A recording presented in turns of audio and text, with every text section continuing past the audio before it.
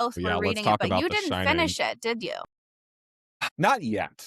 Yeah, you're still in the midst of The Shining. I'll let you kick this off. So I love the movie. Obviously have seen the movie many times. Yes. And so I was like, you know what? When you said you were reading it, I was like, okay, I'm doing it too. Like I'm gonna give in to this Stephen King moment and see how it turns out, because it's hit or miss with that guy. And I felt like it was very bizarre when the point of view went to that of the child. Because you're hearing, because I was doing a little bit of audiobook action, confession. Yeah, same.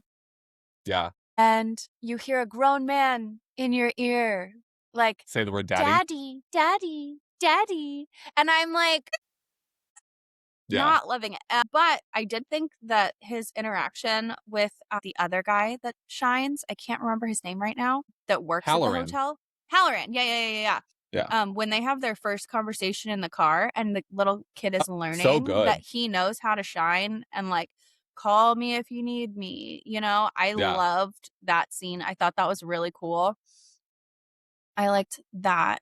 And then halfway through the book, there's this point where, you know, everything starts falling apart. They start seeing all the hauntings, all the ghosts. They're, you know, the lady in the shower, the like decrepit little thing. But then, like, honestly, what scared me the most, where I was like, I'm turning this off for a little bit, was the guy in the dog suit. There's a guy in a dog suit, and he's saying the most grotesque things to this little child. And he's saying it and just kind of like going crazy in a dog suit. And I think that while Stephen King has really cool concepts, his execution gets so funky sometimes that it's unbearable.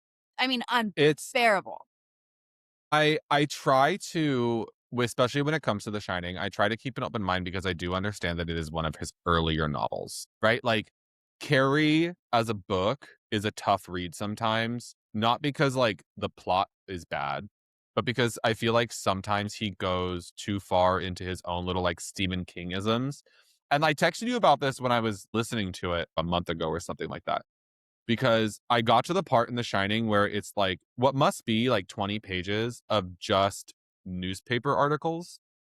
I actually didn't mind that. I just think like in today's day and age, if you were to go to your agent with a manuscript that includes 20 pages of newspaper articles, they would be pissed.